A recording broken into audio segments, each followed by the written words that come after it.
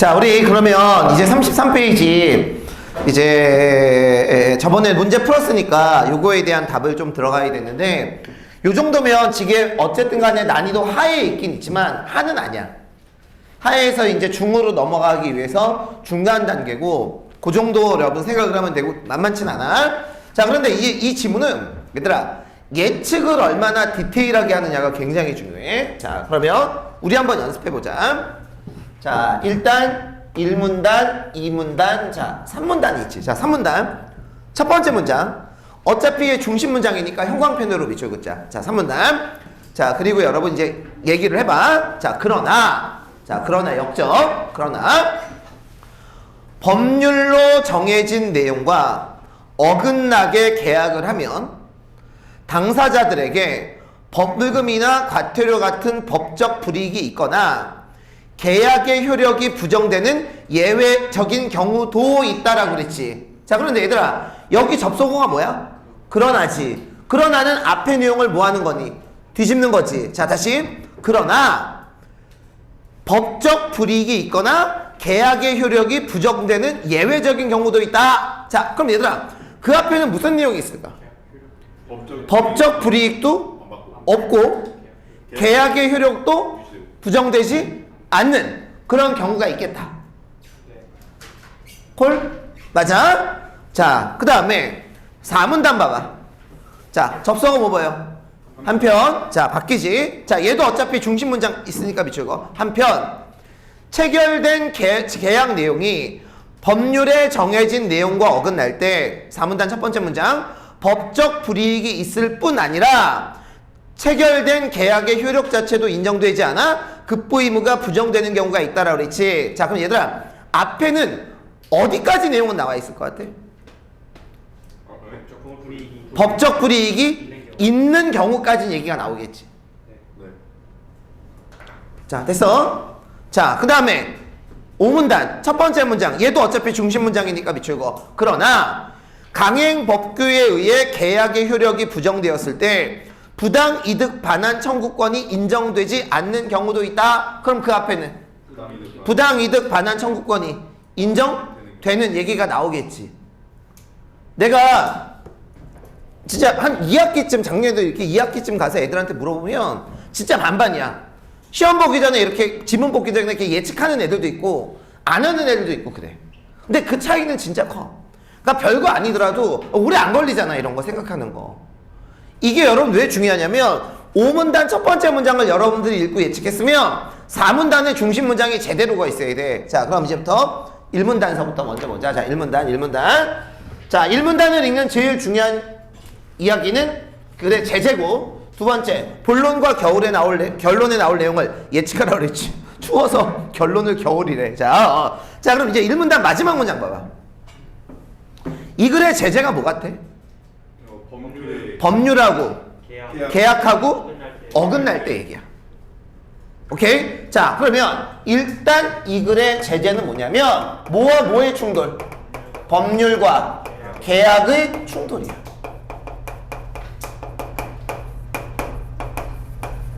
자, 법률과 강의 놀랬어? 자, 법률과 계약이 충돌할 때, 자, 선생님 옛날에 EBS에서 강의했을 때 실화야. EBS는 촬영 감독이 두 분이 계셔.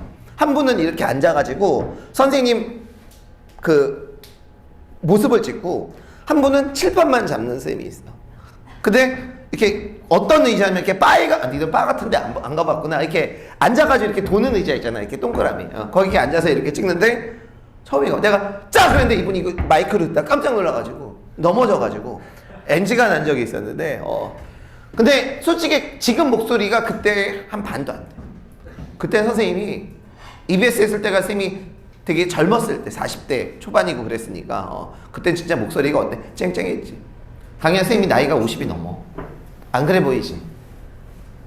깜짝 놀래. 고마워. 자, 야, 내가 이제 학원에서 먹을 게 있으면 내가 맛있는 거 사줄게. 선생님 맛있는 거 잘 사주지?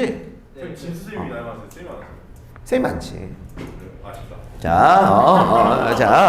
자, 그러면 일단 이 글의 제재는 법률과 계약의 충돌이지.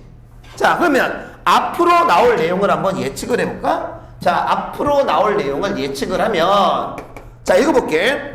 법률의 규정과 계약에 어긋날 때 어떤 것이 우선 적용되어야 되는가, 법적 불이익이 없는가 등의 문제가 발생한다라고 그랬네. 자, 그럼 이제 궁금한 게, 자, 법률과 계약이 충돌을 했을 때, 자, 어떤 것이 우선할까? 내지는 법적 불이익이 없을까? 자, 요 두 가지에 대한 답이 나오겠지. 자, 됐어? 자, 과연 둘 중에, 자, 답이 나오는지 한번 볼까? 자, 이제 이 문단 볼게요. 이 문단. 자, 첫 번째 문장은, 자, 첫 번째 문장 볼게. 자, 첫 번째 문장. 자, 사법에 대한 얘기가 나오지. 그리고 이제 계약에 대한 얘기가 나와. 자, 둘째 줄 밑줄 거.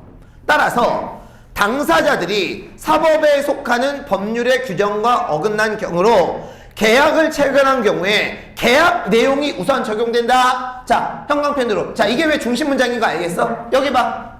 뭐에 대한 대답이야? 얘에 대한 대답이지. 됐어요? 자, 그럼 이제 이 문단에서는, 자, 계약하고 법률이 충돌을 할 때는 뭐 우선의 원칙? 계약 우선의 원칙이 되는 거야. 계약이 먼저 우선을 한다는 얘기지. 자, 그러면 얘에 대한 답이 나왔지.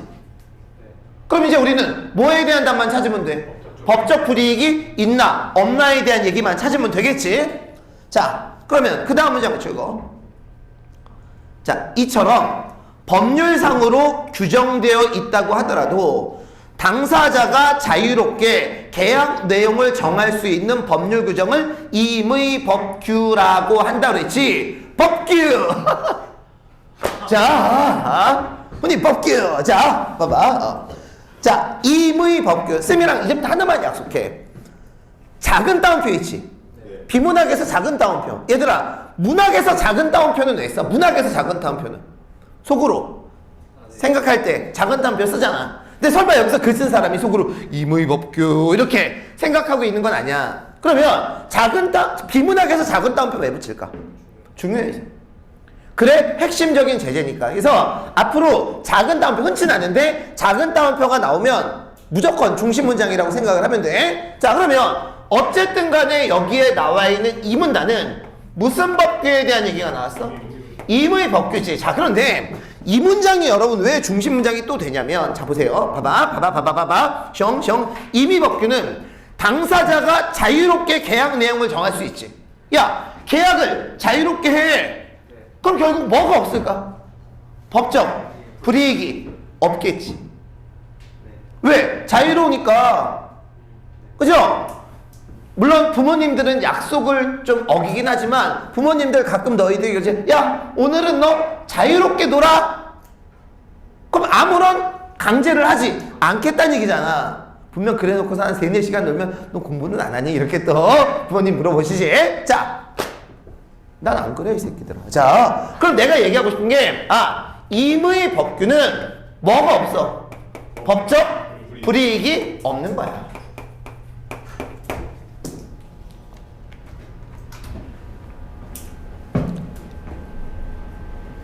자, 그 다음은 읽어볼게. 사법은 원칙적으로 무슨 법규이므로? 임의법규이므로. 안 적어, 밑줄 안 거네. 사법으로 규정한 내에 당사자들이 계약으로 달리 정하지 않았다면 원칙적으로 법률의 규정이 적용된다. 이게 무슨 말이냐면 계약 규정이 따로 없으면 그때는 법률이 적용된다는 얘기야. 근데 뭐가 먼저야? 계약이 일단 먼저란 얘기지. 자, 그 다음 읽어볼게. 위에서 본 임대인의 수선 의무 조항. 이게 몇 문단에 나왔어? 1문단에 나왔지. 1문단의 예시가 이에 해당한다. 됐어요? 자, 그러면 일단 임의법규 나오고 1문단의 예시가 해당되는 거야. 자, 이제 3문단 봐봐. 자, 첫 번째 문장 이제 밑줄 그었는데 어때? 이제 이거에 대한 궁금증은 해결했지. 일반적으로는 법적 불이익도 없고 계약의 효력도 유지가 돼. 유지가 되지. 자, 그런데 그 다음 문장 밑줄 그어. 예외적인 경우가 있는 거야. 자, 우선 밑줄 우선 체결된 계약 내용이 법률에 정해진 내용과 어긋날 때 법적 불이익은 뭐하지만 있지만 계약의 효력 자체는 그대로 두는 경우가 있어. 계속 밑줄. 이에 해당하는 법조문을 무슨 법규라고 그래? 단속 법규라고 얘기를 해. 자, 그러면 이제 여기 봐. 요렇게 되겠네. 1. 자, 그럼 여기가 뭐? 2. 자, 그러면 얘는 단속 법규야. 자, 그런데 단속 법규는 자, 법적 불이익은 없어요. 없지. 아니, 법적 불이익이 있지. 그런데 또 하나의 내용이 있네. 계약의 효력은 유지가 되는 거야. 계약의 효력은 유지가 되는 거야. 이해가니? 그러니까 법적으로는 불이익을 받는데 계약의 효력 자체는 그냥 두는 거지. 자, 그 다음은 어때? 예시인 거 알겠지? 네. 공인중사 얘기 예시 들었지? 어디까지가 예시야? 3문단 끝까지가 다 예시지. 네. 자, 됐어?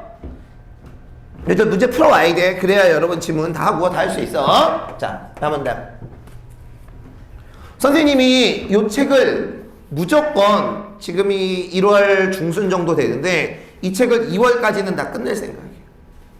2월까지는? 1월 반에. 아니. 2월 앞으로 한 달 안에 다 끝낼 생각이에요.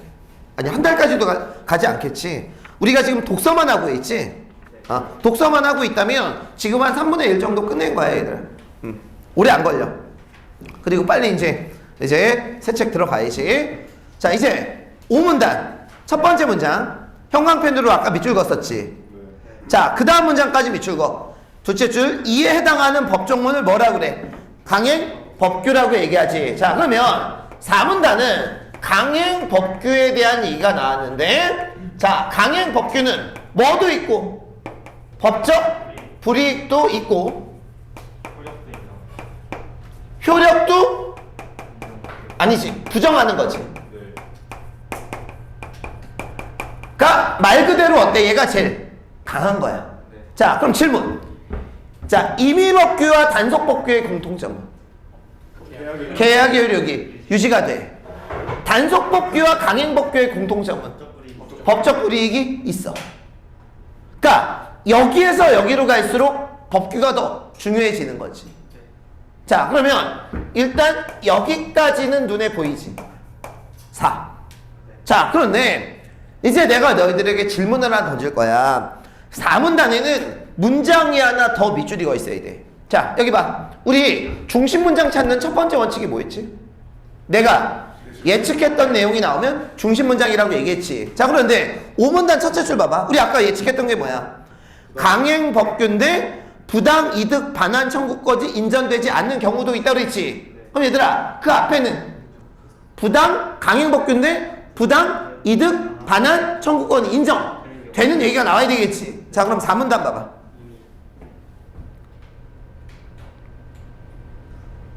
됐어? 자, 넷째 줄 봐봐. 즉 부당 이득 반환 청구권이 뭐 된다? 인정된다. 근데 더 정확하게 하려면 그 앞문장서부터 밑줄을 그으면 더 좋을 것 같아. 밑줄. 이미 급부를 이행하여 재산적 이익을 넘겨주었다면 이익은 부당이기 때문에 반환을 요청할 수 있다라고 그랬지. 자, 그럼 얘들아, 봐봐. 강행 법규에도 두 가지가 있잖아. 자, 그럼 4문단은 강행 법규 중에서도 부당 이득 반환 청구권이 인정되는 경우고, 맞습니까? 자, 그러면 5문단도 무슨 법규인데? 강행 법규인데 얘는 부당 이득 반환 청구권이 인정되지 않는 거지.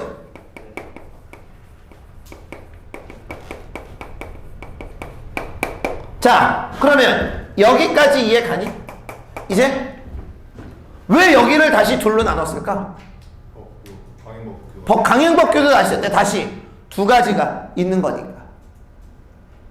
형우야, 이해 가지? 자, 좋아. 그런데 자, 우선 첫 번째 문장 밑줄 걷지 5문단. 자, 이제 연습. 이거에 대한 구체적 진술이 어디까지인지 찾아. 자, 조용히. 자, 지금 밑줄 친 거에 대한 구체적 진술이 어디까지인지 찾아.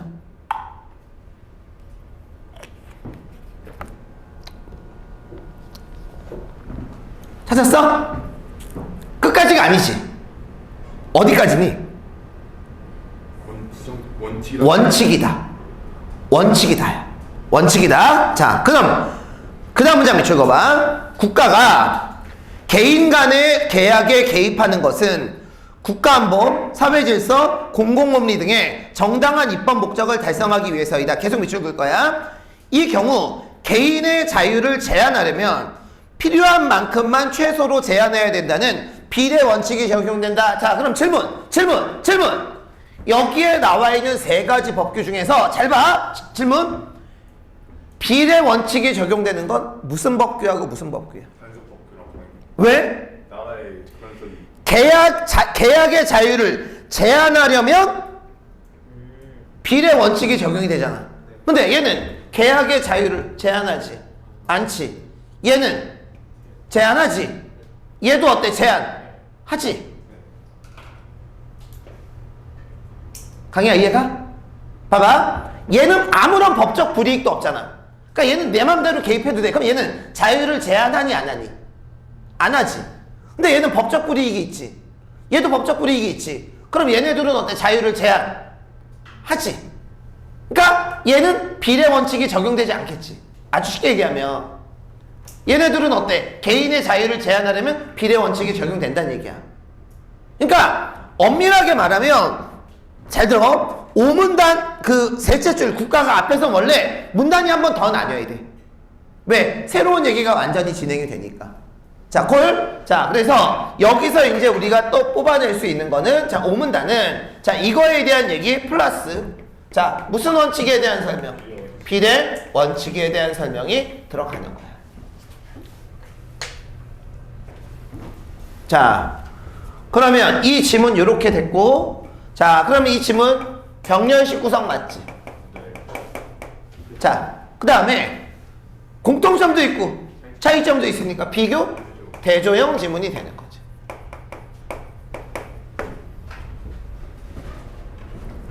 자, 요렇게 하고 이제 문제를 가보도록 합시다.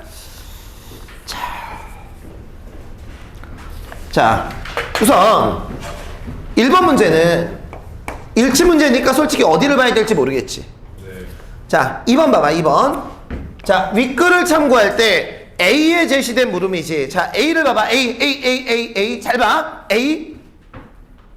자, A가 몇 문단에 있어? 1문단. 1문단에 있지. 자, 그런데 우리 아까 2문단 마지막 문장을 봐봐. 위에서 본 임대인의 수선 의무 조항이 해당한다고 그랬지. 네. 자, 그럼 질문. 거기에 나와 있는 A의 예시는 무슨 법규에 대한 예시야? 임의법규에 대한 예시지. 그럼 결국 여기에 나와 있는 2번 문제는 몇 문단? 2문단 보고 문제를 풀어줘야 된다는 얘기죠. 콜? 응? 자, 3번 봐봐. 기억과 니은의 공통점이지. 자, 기억하고 니은의 공통점이니까 기억이 어디에 있냐? 3문단. 3문단. 니은은 4문단. 아, 좋아. 그럼 얘는 3문단하고 4문단.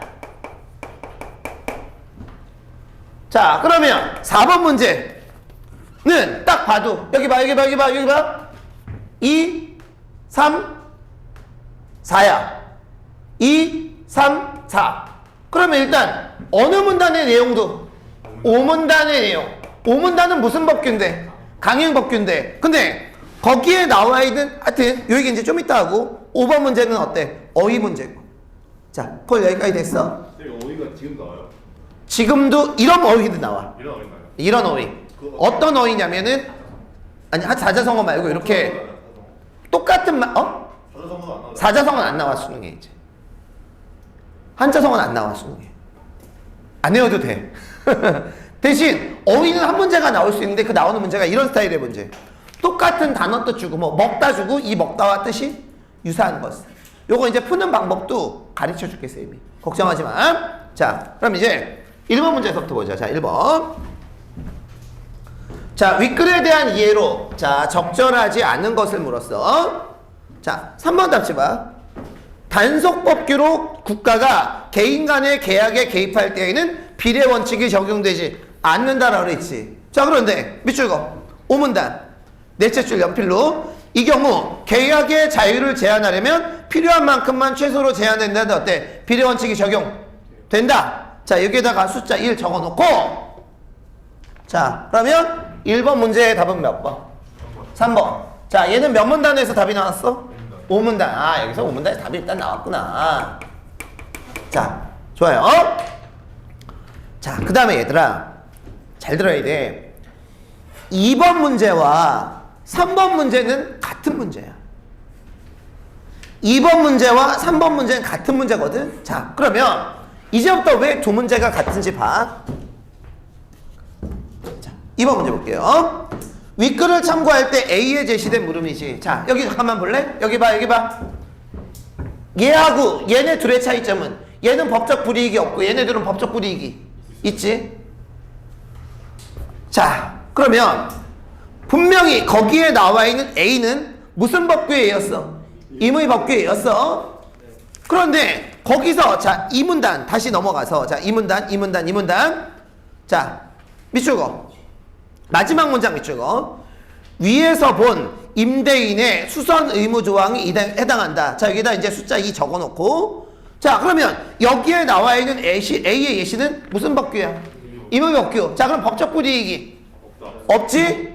자, 그러면 기억 봐. 맞지? 네. 니은 봐. 틀렸지? 네. 디귿 맞아요. 맞지? 리을 틀렸어요. 틀렸지? 이해가? 그러니까 결국 여기는 뭐냐면 임의 법규는 법적 불이익을 받지 않는다. 그 개념만 정확하게 알고 넘어가면 되는 거야. 자, 그러면 2번 문제의 답은 몇 번? 2번이고요. 자, 얘는 몇 문단 가지고 답이 나왔어? 2문단 가지고 어때? 답이 나왔지? 자, 그러면 3번. 기업과 니은의 공통점으로 가장 적절한 것은? 여기 봐. 야, 얘네들의 공통점은 둘 다 법적 불이익이 있지. 찾아볼까? 자, 3문단. 어느 문장 밑줄 그어야 돼? 둘째 줄 오른쪽. 연필로 밑줄 그어야지. 법적 불이익이 있지만, 자, 여기다 숫자 3 적어놓고, 그 다음에 4문단 첫째 줄 봐봐. 체결된 계약 내용이 법률에 정해진 내용과 어긋날 때 법적 불이익이 있을 뿐 아니라, 자, 밑줄 그어놓고 여기에다 숫자 3 적어놓고. 자, 그래서 3번 문제의 답은 몇 번? 1번. 자, 얘는 몇 문단하고 몇 문단이 나왔어? 3하고 4문단. 근데 여기서 이런 얘기 하나만 하고 넘어갈게. 이런 사람들은 조금 두려움을 떨쳐야 돼. 2번하고 3번 문제 결국 같은 문제지. 그죠? 근데 3번 문제는 마치고 2번 문제를 어려워하는 사람들은 뭐냐면 정보의 양이 많으면 일단 조금 겁먹는 사람들이야. 그걸 일단 자기가 먼저 떨쳐내야 돼. 하여튼 이건 내가 나중에 정보의 양이 많은 문제들은 줄 테니까 걱정하지 말고. 자, 이제 킬러 문제 4번 문제부터 갑시다. 자, 4번 문제. 물론 문제 풀 때 5번서부터 먼저 풀어야 되는 건 알지? 네. 자, 4번. 자, 윗글을 참고할 때 보기에 대해 보인 반응으로 적절한 걸 그렇지. 자, 그런데 여기서 주의를 해야 될 거. 자, 보기 다섯째 줄 왼쪽 무효 동그라미 쳐. 무효. 보기 다섯째 줄 왼쪽. 자, 무효 찾았어? 자, 그럼 얘들아, 무효라는 말은 뭐야? 효력이 없는 거지. 그럼 이 단어를 통해서 이거는 무슨 법규에 대한 얘기구나? 강행 법규에 대한 얘기구나. 그럼 강행 법규니까 당연히 몇 문단하고 몇 문단? 4문단하고 5문단의 내용 가지고 답을 내야지 라는 생각을 갖는 거야. 솔직히 비문학 되게 재밌지 않아? 문학보다 더 재밌지? 재미있어요. 재미없어. 어려서 그렇지. 자, 계속해 나가다 보면 돼. 자, 그러면 이제부터 1번 답지 봐. A와 B가 농지 임대차 계약을 체결할 때는 사법의 적용을 받지 않겠군. 이거 뭐 2문단 첫째 줄 보면 개인 간의 다툼은 어때? 사법이라고 어때? 나왔지. 자, 1번 맞아. 자, 2번 봐봐. B에게 벌금을 부과하는 것은 끊어. B에게 벌금을 부과하는 것은 끊어. 자, 그러면 B에게 벌금을 부과하는 것만이지. 아니야. B에게 벌금을 부과하지. 자, 그럼 얘들아, B에게 벌금을 부과한다라는 얘기는 무슨 법규나 무슨 법규야? 벌금이요? 단속이나 강행. 단속이는 어때? 강행이지. 자, 그런데 오른쪽 봐봐. A와 B가 맺은 농지 임대차 계약이 효력이 있음을 인정하지 않았기 때문이겠군. 그럼 얘는 무슨 법규에 대한 얘기니? 강행법규. 그럼 말이 안 되지. 야, 법적 불이익이 있다고 해서 모두 무효는 아니잖아. 어. 왜? 단속법규는 법적 불이익은 있는데 효력은 효력은 유지돼. 유지가 되니까. 네. 어. 이해 갔어? 예. 콜? 그냥 이해 갔어? 정확하게 해야 돼, 얘들아. 강의 이해 갔니? 자, 좋아. 자, 일단 2번 아웃이야. 자, 3번. B에게 벌금을 부과하는 것만으로는 끊어. 자, 무슨 법규만으로는? 단속. 무슨 법규만으로는? 야, 벌금을 부과하는 것만이잖아. 네. 그럼 얘는 무슨 법규야? 단속. 단속 법규만으로는 어. 이 계약의 내용을 규제하는 법률의 입법 목적을 실현하기에 부족하지. 네. 그러니까 뭐까지 부정했어? 효력까지 부정했지. 네. 그래서 무슨 법규를 처리한 거야? 강행. 강행법규. 그러니까 이렇게 생각하면 돼, 얘들아. 3번 답지는 봐봐. 무슨 법규로는 부족하니까? 단속으로. 단속법규로는 입법 목적을 달성하기 부족하니까 무슨 법규? 강행법규를 했다라는 그런 얘기야. 자, 답은 몇 번? 3번. 자, 그 다음 봐봐. B가 이제 어느 부분에 잡았는지 좀 이따 할게. 농지를 빌려 써서 얻은 이익을 B에게 반환하라고 판결하는 것은 끊어. 자, 그럼 얘들아, 반환하라고 판결을 했지? 그럼 옆에 밑에다 적어. 부당 반환, 부당 이득 반환 청구권이 인정된 거지. 네. 콜? 그러면 여기 봐. 몇 문단의 내용이야? 4문단의 내용이지. 자, 그런데 오른쪽 얘 볼게. 비도덕적이거나 반사회적. 자, 찾아봐. 5문단에 있지. 네. 네. 집중해줘야 돼, 얘들아. 5문단 봐봐. 5문단에 보면 분명히 둘째 줄에 비도덕이고 반사회적이지. 그럼 얘들아, 비도덕이고 반사회적인 건 5문단이니까 얘는 부당이득 반환 청구권이 인정되지 않는 거지. 그러면 앞뒤가 서로 안 맞지.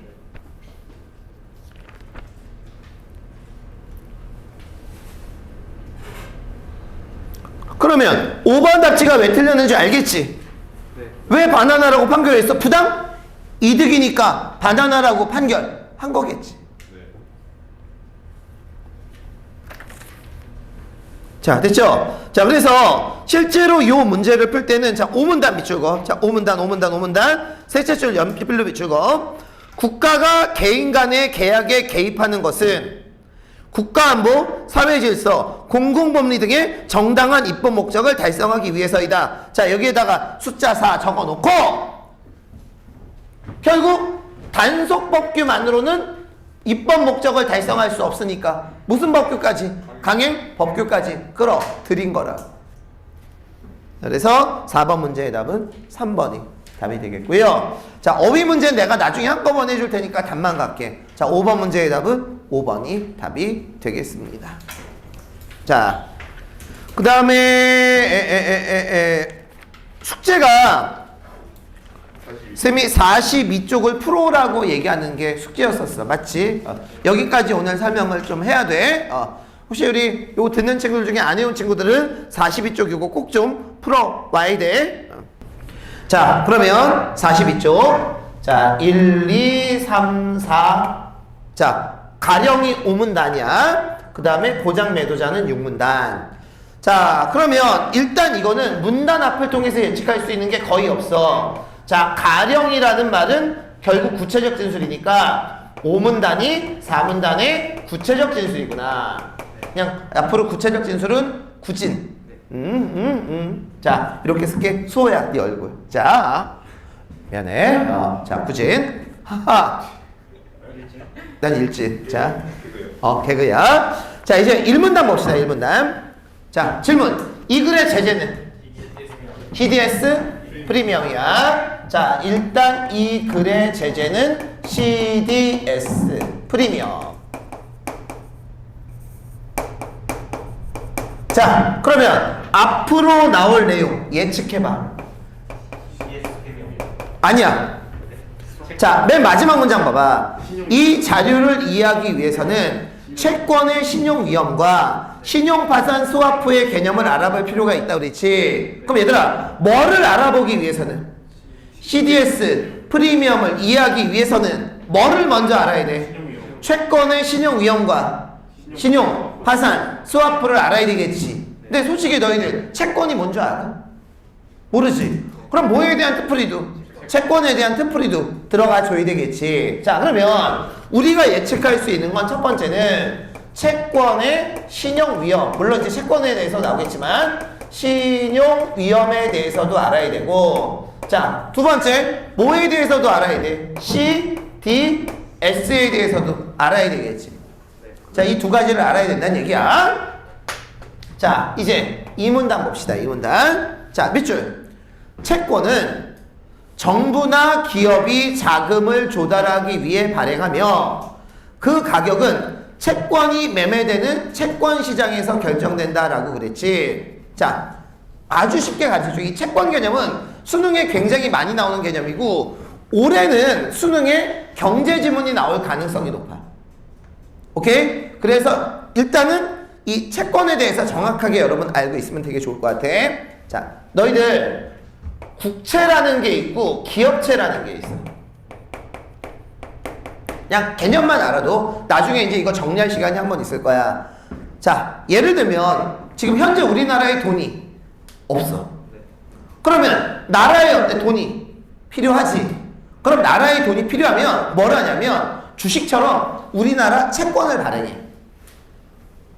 그러면 국민들한테 채권을 팔아. 그러면 국민들이 어때? 그 채권을 받아서 정부에 뭐를 주는 거야? 돈을 주는 거야. 그러면 그 채권 값이 나라가 발전하면 어때? 그 채권 가격이 올라. 그럼 그걸 어때? 되팔면 그때 국민들은 어때? 돈을 벌 수가 있는 거지. 자, 예를 들어볼게. 자, 수능과 논술이 돈이 없어 지금. 그래서 수능과 논술에서 채권을 발행해. 그러면 수능과 논술 발전할 것 같아. 그럼 사람들이 어때? 그 채권을 사는 거야. 그러면 수능과 논술은 어때? 그 채권을 파는 거지. 그럼 이제 수능과 논술에 어때? 돈이 들어오는 거야. 자, 그러면 자, 생각을 해봐. 나라에 돈이 없으면 당연히 채권을 팔겠고, 나라에 돈이 많아. 좀 돈을 뿌려야 돼. 그러면 채권을 나라가 어때? 사겠지. 됐어요? 자, 채권이 여러분 그런 거야. 자, 일단 이 문단 첫 번째 문장에서 채권의 개념이 먼저 나왔네. 자, 그 다음에 셋째 줄 밑줄거. 그런데 채권 투자에는 발행자의 지급 능력 부족 등의 사유로 이자와 원금이 지급되지 않을 성인 신용 위험이 수반된다라고 그랬지. 자, 그러면 우리 한번 생각을 해봐라. 찬민아, 너는 미국 채권을 살래? 우간다 채권을 살래? 미국 채권을 사겠지. 왜? 우간다라는 나라는 언제 망할 줄 모르니까. 쉽게 말하면, 그러니까 채권을 사는데 그 나라가 망해버리면, 그 기업이 망해버리면 그 채권은 뭐가 되는 거야? 휴지가 돼버리는 거지. 자, 어쨌든 간에, 자, 여기에 나와 있는 이 문단은 채권의 무슨 위험에 대한 얘기가 나와? 신용 위험에 대한 얘기가 나오는 거지.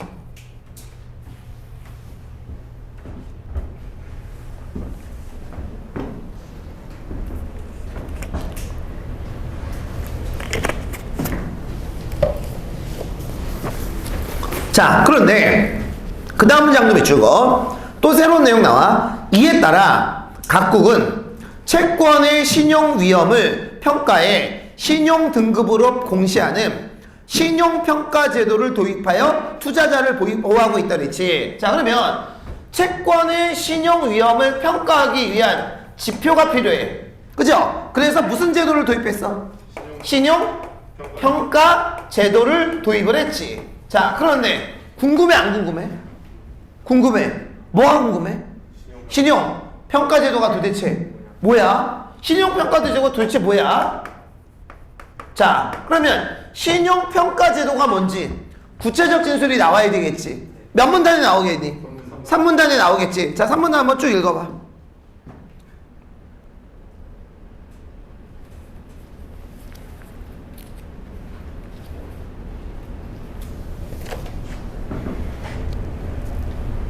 어때? 신용 평가제도에 대한 구체적인 설명이 나왔지. 자, 근데 주의해야 될 거. 얘들아, 3문단은 결국 뭐에 대한 진술이니까? 신용 평가제도에 대한 구체적 진술이니까 결국 2문단, 3문단은 결국 하나의 호흡으로 묶을 수 있겠지.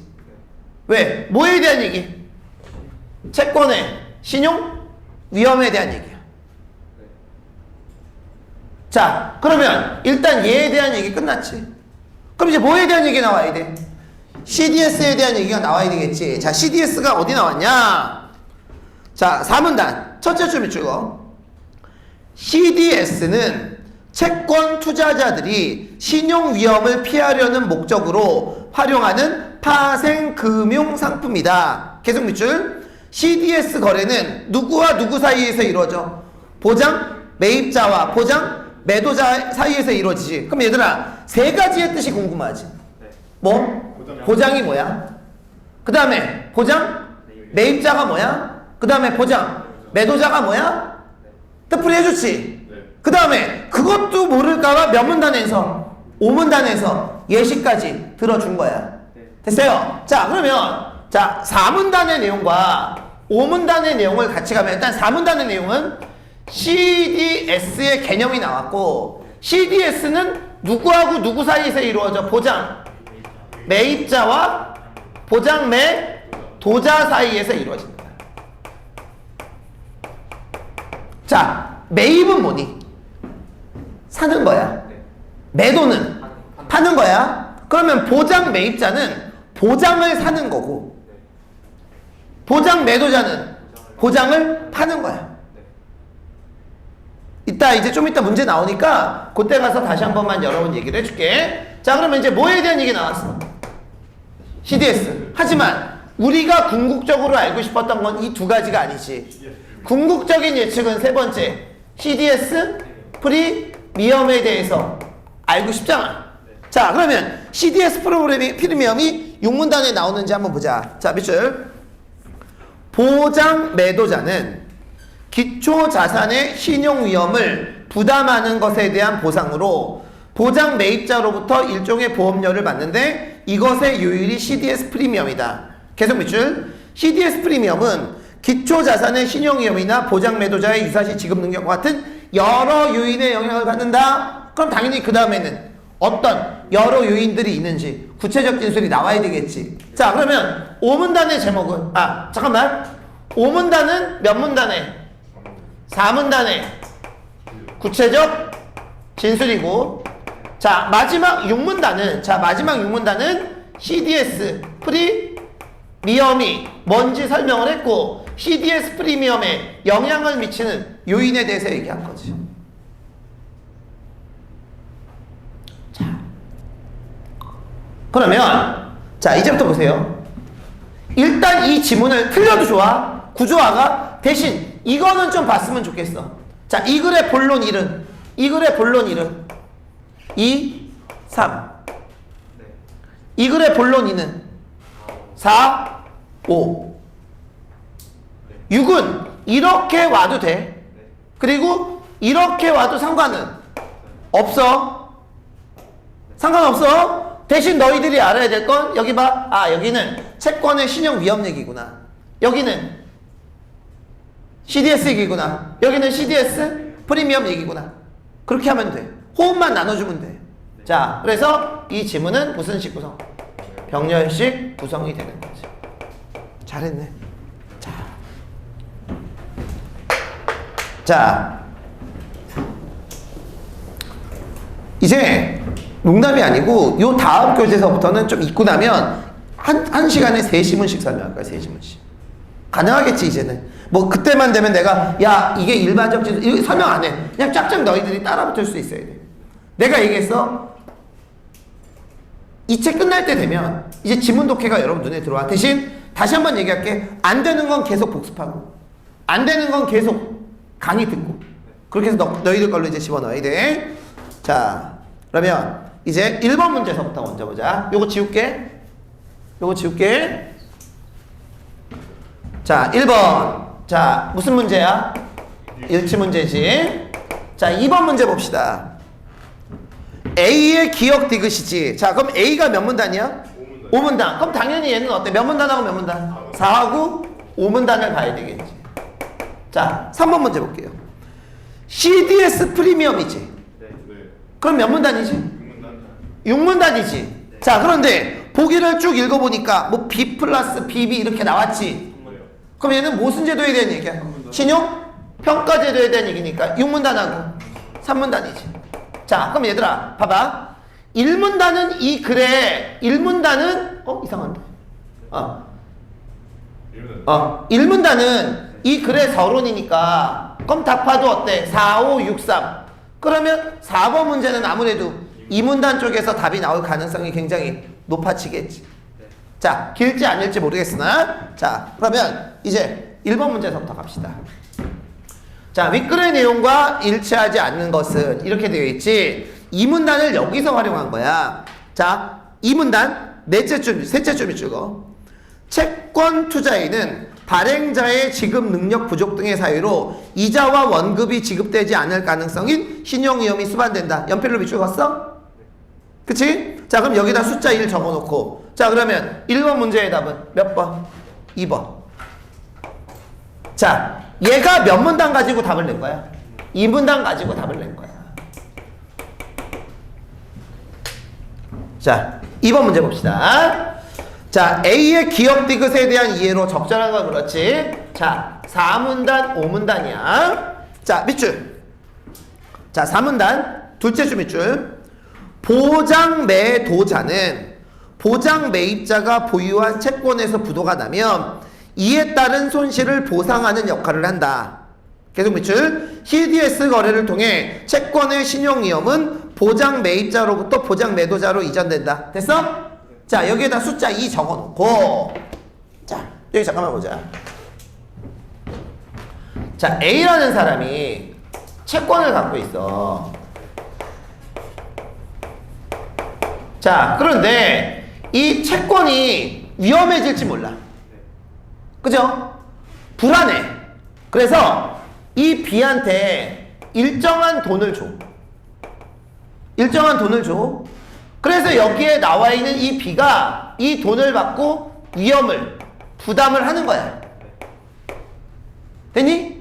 선생님 그러면 얘는 왜 해요? 예를 들어서 더 쉽게 가르쳐 줄게. 자 더 쉽게. 자 여기 가기가 자 삼성 채권을 갖고 있어. 물론 안 망하겠지만 근데 삼성이 망할까봐 자 순혼생명에 내가 돈을 줄 테니까 만약 삼성 채권이 망하면 네가 난 위험을 부담해. 됐어? 그래서 여기에 나와 있는 얘가 어때? 위험을 부담하게 된 거야. 근데 삼성이 안 망하면 여기에 나와 있는 순혼생명은 그냥 어때? 돈을 갖는 거야. 좋아. 근데 망하면 이렇게 되는 거니까 그러니까 일종의 보험 같은 거야. 됐어요? 자 그러면 여기에 나와 있는 요 강의가 보장 매 입자가 되는 거지. 얘가 보장 매입자야. 그럼 당연히 여기에 나와 있는 얘는 보장 매 도자가 되는 거지. 자 그러면 거기에 나와 있는 A의 기업, 니은, 디귿 중에서 보험회사가 어때? 병이지. 네. 병이지. 그럼 보험회사가 뭐가 되는 거야? 보장매 도자가 되는 거지. 네. 됐지? 자 그래서 2번 문제의 답은 몇 번? 4번이 답이 되는 거야.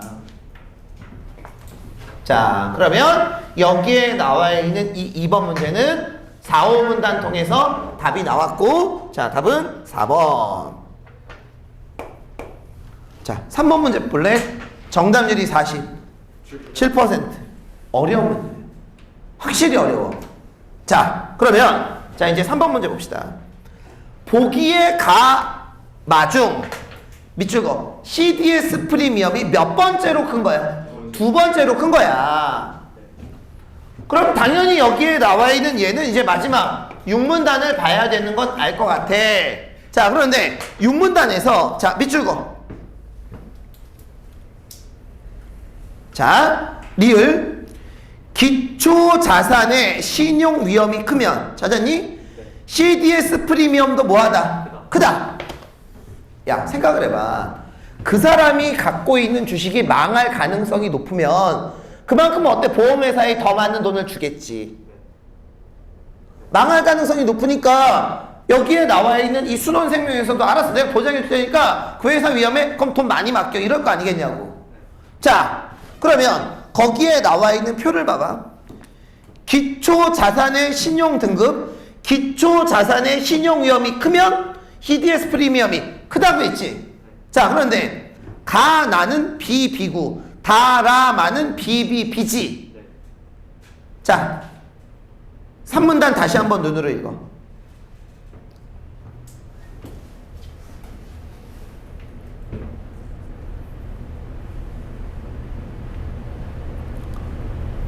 자, 읽었어? 자, 얘들아, 비, 비가 더 위험해? 비, 비, 비가 더 위험해? 비, 비가 위험하지. 왜? 적으니까. 그럼 일단 가, 나 중에서 가, 나가 다라마 보다는 위험이 더 클 거 아니겠어? 자, 그럼 이제 답이 될 수 있는 건 1번 아니면 2번이야. 자, 그러면 또 다른 요인이 있겠지. 자, 6문단 끝에서 셋째 줄 밑줄 거. 맨 마지막 문장 밑줄 거. 이에 따라 다른 요인이 동일할 경우 보장 매도자가 발행한 채권의 신용 등급이 높으면 CDS 프리미엄은 어때? 크지? 보장 매도자가 발행한 채권의 신용 등급이 크면, 신용 등급이 높으면 CDS 프리미엄이 커. 자, 그러면 가하고 나중에 가는 AAA지, 나는 AA지. 그러면 어디가 신용이 더 우수해? 가지. 그럼 가가 결국은 몇 번째? 첫 번째. 그러면 당연히 두 번째는 뭐가 되겠어? 나가 되겠지. 됐니? 자, 그래서 여기에 나와 있는 3번 문제의 답은 몇 번? 2번이 답이 되는 거야. 자, 그럼 얘는 6문단하고 몇 문단? 3문단. 그럼 문제 다 냈잖아. 2, 3, 4, 5, 6. 그럼 여기에 나와 있는 4번 문제는 뭐냐? 얘는 이 내용을 총괄해서 다시 한번 문제를 낸 거야. 자, 너희들 4번 문제 보기 다시 한 번만 읽어. 나 여기에다가 뭐 좀 이제 필기할 테니까. 자, 4번 문제 보기 다시 한 번만 읽어.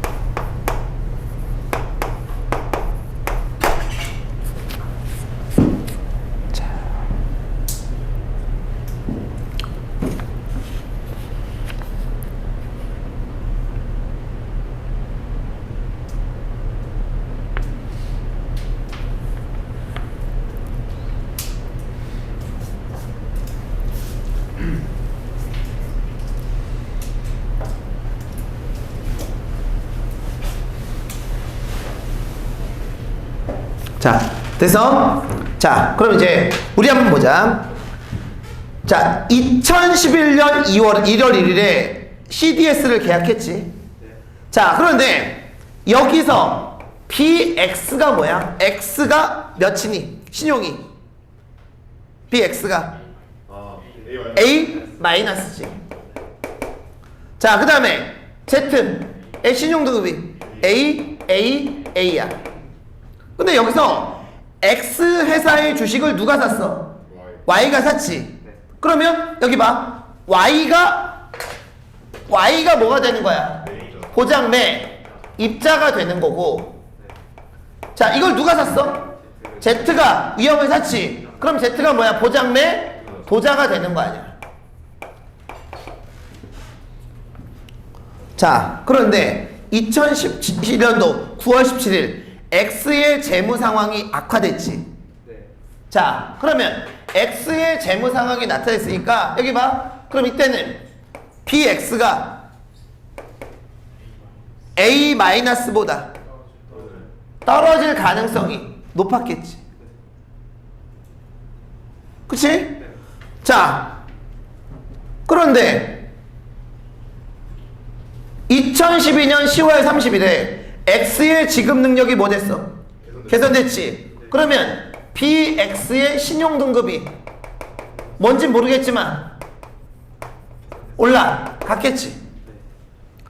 자, 마지막으로 자 2013년 9월 13일에 Z가 발행한 채권의 신용등급이 변경됐지. 자, 근데 변경은 신용등급이 올랐을 수도 있고 내려갔을 수도 있지. 근데 여기에 나와 있는 보기를 보니까 9월 30일에 내려갔어요. Z의 신용등급이 AA 플러스로 변경됐지. 여기 봐. AA에서 AA로. 그럼 어떻게 하나가 됐을까? Z의 신용등급이 어떻게 됐을까? 떨어졌겠지. 됐냐고? 자, 그러면 1번 아웃이지. 네. 왜? X가 신용위험을 부담한 게 아니라 신용위험을 부담한 건 보장 매도자니까 뭐야? Z지. 2번 2011년도 11월에는 자 2011년도 11월이면 여기지? 네. 됐어? 이때는 A-보다 높았겠고 높을 수가 없지. 자 2번 아웃이지. 네. 이해할 수 있겠니? 이게 기본적으로 경제지문에서 많이 나오는 거야. 자 3번 볼게요. 2013년도 1월에는 1월이야. 자 그럼 2013년도 어때? 1월이면 요때지. 어때? BX의 신용등급이 올라왔어요. 높아졌지. 자 그러면 2013년 1월에는 BX의 신용으로 Z가 손실을 입을 가능성. 자 얘들아 여기 봐. 여기하고 이때는 어때? X가 좀 위험하지. 네. 이때는 X가 어때? 안 위험하지. 네. 그러면 Z가 위험할 확률은 이때가 이때보다 어때? 더 크겠지. 네. 아 쉽게 말하면 야 X라는 회사가 망하면 Z가 그 위험을 떠안아야 되잖아. 근데 이때 1번하고 2번하고 언제가 더 안전해? 1번. 아, 더 안전한 건 2번이 안전하지. 그러면 답이 왜 3번인 줄 알겠지. 네. 자 그러면 4번 볼게요. 자 거기 보기를 보니까 자 여기 막 보기를 보니까 CDS 프리미엄이 이때 뭐라 그랬어? 100이라고 그랬지. 네. 자 4번 2013년도 3월이지. 그럼 요때지 요때. 네. 자 그러면 요때와 요때의 차이점은 Z. Z의 신용등급이 어때? 낮아졌지. 네. 자 여기 봐. 야 이 기억보다 니은이 Z의 신용등급이 낮아졌지. 근데 우리 아까 3번 문제를 맞췄으면 이 문제를 맞춰줘. 그러니까 4번이 맞는 게 6문단 맨 마지막 문장 아까 뭐라 그랬어? 보장 매도자가 발행한 채권의 신용등급이 높으면 CDS 프리미엄은 그다음 그랬지. 네. 근데 신용등급은 이때가 이때보다 어때? 더 낮지. 네. 낮지. 네. 그러면 CDS 프리미엄도 더 맞아요. 낮은 거예요. 낮아야지. 네. 봐봐. 보장 매도자 즉 Z가 발행한 채권의 신용등급이 높으면 CDS 프리미엄도 어때? 크지? 네. 됐어? 근데 이때는 어때? 신용급이 더 낮아졌지? 그러면 CDS 프리미엄도 어때? 100보다 더 낮아질 수밖에 없을 거 아니겠냐. 네. 자 그래서 4번 답이 뭐예요? 답은 그래서 3번이지. 어? 4번. 4번은 그러니까 자각객군이 아니라 컷객군. 그러니까 오답이지. 3월은 응, 3월에는 이해 안 가?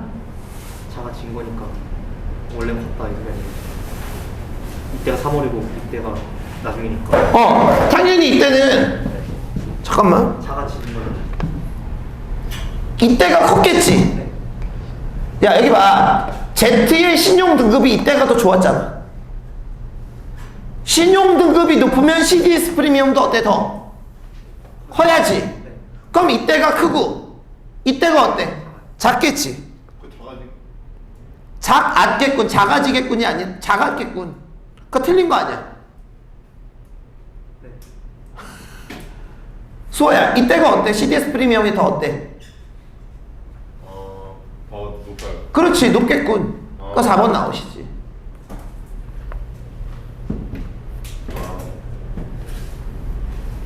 됐죠? 자 5번 봐봐. 2013년도 4월에는 자 2013년도 4월엔 이때지. BX의 신용등급이 BB-보다 낮았겠군. 아니지 올라갔으니까. 그치? 자 그러니까 5번은 아웃이 되겠습니다. 그 다음에 이 5번 문제의 답이 1번이야. 5번 문제의 답은 1번이고 요건 내가 푸는 방법 얘기를 좀 해줄게. 자 그러면 다음 시간에 올 때 48페이지 지문 풀어오고 아까도 얘기했지만 파사주 국어 독서 이거 진짜 내가 가급적이면 시중책 안 쓰는데 이건 너희들 중간에 한번 연습 한번 들어가야 돼. 그래서 요거를 여러분 사고 자 이번 주 숙제는 뒤에 몇 주차 과제물 2주차를 해 오면 되는 거예요. 알겠죠? 자 오늘 여기까지 진도 나가죠.